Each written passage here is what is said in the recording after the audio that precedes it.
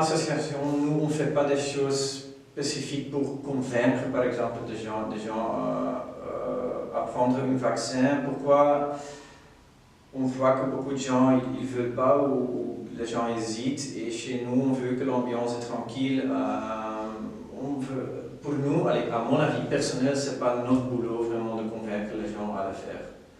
Mais s'ils veulent le faire, bien sûr, nous, on va donner l'information correcte. On a aussi des folders de la ville de Bruxelles qu'on met à l'accueil, comme ça les gens peuvent voir où ils peuvent prendre le vaccin et tout ça.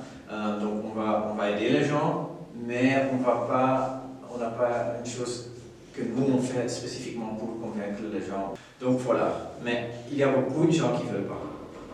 Ça c'est ce qu'on entend ici.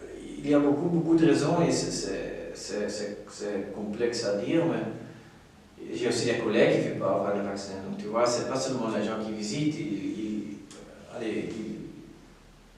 partout il y a des gens qui refusent et peut-être chez nous c'est un peu plus parce qu'ils sont dans une situation très difficile et pour eux c'est pas important en fait. Et si tu veux avoir un logement social ici à Bruxelles, tu dois attendre 8 ans, 9 ans, 10 ans. Donc il y a beaucoup de choses qui doivent changer.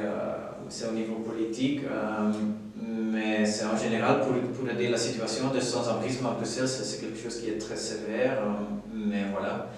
Par exemple, comme j'ai déjà parlé de Toucheflux, une autre association qu'on est, c'est un de nos partenaires, on le connaît très bien, c'est aussi un centre de jour, mais plutôt à la gare de Midi. Et eux, ils sont bien en contact avec eux. Donc demain, il y a une équipe de Movivax qui va mettre les vaccins là-bas. On peut faire beaucoup, mais voilà. Ici, à Doucheflux, nous accueillons les SDF pour donner une dignité. Et donc, ils peuvent prendre une douche, laver leur linge et faire plein d'activités pour se refaire une beauté et pouvoir se redresser. Nous sommes pour la vaccination de tout le monde en général et pour les SDF encore plus parce que les conditions sont plus difficiles, l'accès aux soins sont plus difficiles, donc nous sommes très contents qu'ils peuvent se faire vacciner. Pour les SDF qui n'ont pas de domicile, pas de structure d'accès aux soins sanitaires, c'est encore plus important de ne pas être malade. Du coup, c'est bien d'être protégé contre la forme grave du coronavirus.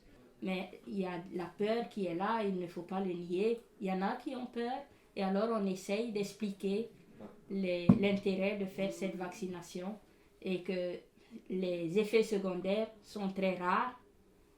Et voilà, comme beaucoup de médicaments ou de produits de santé, il peut avoir des effets secondaires. L'information est très claire avant de se faire vacciner.